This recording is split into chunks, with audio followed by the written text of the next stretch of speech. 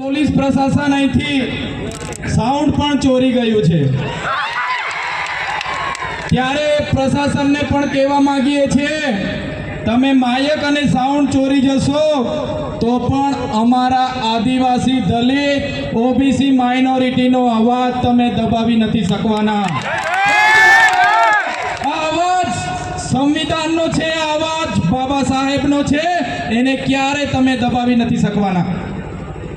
સાથીઓ, આપણે સંવિધાનમાં માનનારા લોકો છે, આજે પણ આપણે સંવાદમાં માનનારા લોકો છે, પણ આ સરકારોને, આ પ્રશાસનોને આ મંચ પરથી કહેવા માંગીએ છીએ, જે દિવસે આ બાબા સાહેબને માનનારો સમાજ સંવિધાન અને સંવાદ સાઈડ પર મૂકશે, એ દિવસે આ વિસ્તારોમાં આરપારની લડાઈઓ થવાની છે.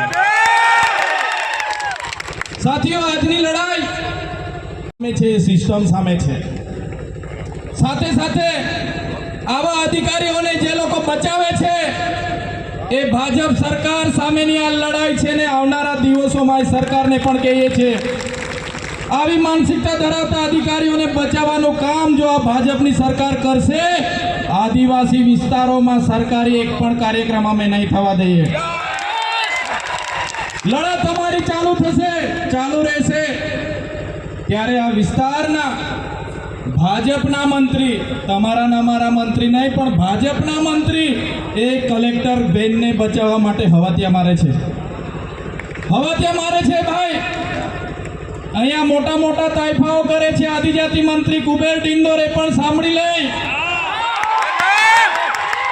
અમારા બાળકોને શિષ્યવૃત્તિ આપવા માટે બજેટ નથી એ ભાઈ પર, અને આવા તાઇફાઓ કરવામાં કરોડો રૂપિયાનો ધુમાડો કરે છે. આદિજાતિ બજેટને પણ ઓળખી લેવું પડશે. તો અમે છોડવાના નથી. તમારામાં પાણી હોય, આ વિસ્તારોમાં શિક્ષકો નથી, એ શિક્ષકો મૂકો. તમારામાં પાણી હોય, તમારી સરકારમાં પાણી હોય, શાળા બનાવો.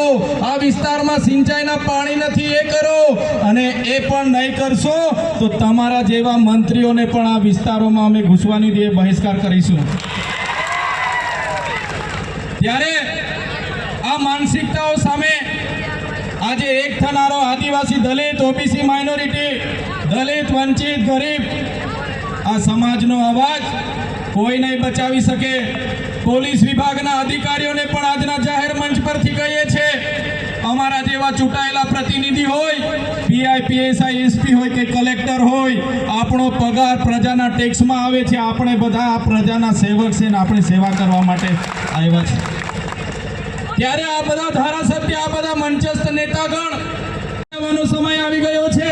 આજના મંચ પરથી કહીએ છીએ, ફરી પણ સરકાર નહીં જાગશે, આ નેહા કુમારી સામે ખાતાકીય તપાસ નહીં કરશે, એમને સસ્પેન્ડ કરવા સુધીની કાર્યવાહી નહીં કરશે, તો જિગ્નેશભાઈને હું કેમ છું, આવનારા દિવસોમાં કાર્યક્રમ ગાંધીનગરનો ગોઠવો, હજારોની સંખ્યામાં ત્યાં એને સસ્પેન્ડ કરે ત્યાં સુધીનું આંદોલન ચાલુ રહેશે.